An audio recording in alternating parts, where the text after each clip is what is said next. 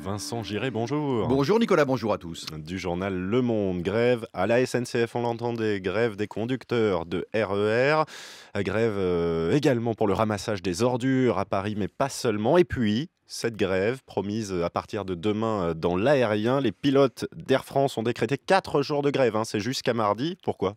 Eh bien, il faut rappeler d'abord, Nicolas, que les pilotes d'Air France n'ont que faire de la loi travail, ça n'est pas leur préoccupation. Toutes leurs revendications tiennent à leur situation personnelle au sein d'une compagnie où ils ont toujours occupé une place à part. Il faut dire aussi que si les pilotes ne représentent que 10% du personnel, ils ont une culture de la confrontation et du rapport de force maximal pour défendre leurs intérêts de leur corporation. Ils ont ainsi vu dans une situation actuelle 3 éléments, 3 raisons qui pourraient, selon eux, leur permettre d'arracher des concessions inespérées. La première raison, c'est le début de l'euro. Les pilotes d'Air France avaient appliqué exactement la même stratégie en juin 1998 en lançant un conflit extrêmement dur au moment même où la France accueillait la Coupe du Monde de football. Le deuxième élément, il est propre à l'entreprise. Il y a aujourd'hui une sorte de vacance du pouvoir à la tête du groupe Air France KLM. Le nouveau PDG, Jean-Marc Janaillac, n'est pas encore dans les murs. Il n'entrera en fonction qu'au 31 juillet prochain. Raison de plus pour appuyer les revendications. Enfin, les pilotes ont bien observé le cas de la SNCF. Ils ont bien vu qu'à un moment donné, c'est la pression sur le pouvoir politique, aujourd'hui très affaibli,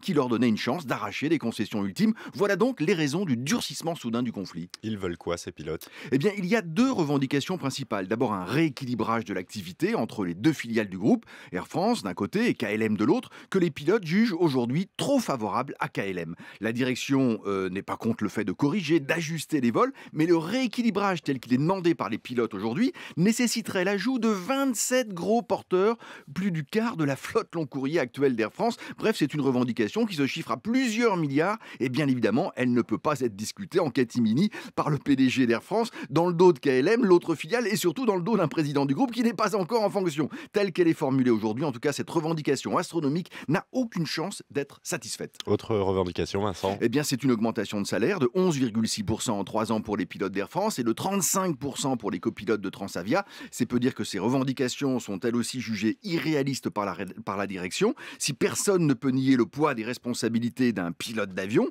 ceux d'Air France bénéficient de conditions qui n'ont rien à voir avec celles de la concurrence. Les pilotes gagnent en moyenne entre 150 et 195 000 euros bruts annuels pour un temps de travail qui demeure encore très inférieur à celui en vigueur dans les compagnies rivales. Ainsi se joue une nouvelle manche d'un vieux conflit pour une corporation qui considère depuis longtemps qu'elle représente à elle seule la compagnie et qu'elle doit peser dans tous les choix économiques de l'entreprise. Autant le dire clairement, ce conflit est totalement destructeur pour une compagnie en convalescence et dont le modèle économique est encore attaqué de toutes parts dans un domaine ultra concurrentiel. Et parole à la direction ce soir sur France Info. Le PDG d'Air France, Frédéric Gagey, sera l'invité de l'interview écho avec Jean Lémarie, 18h45. Merci Vincent Giré.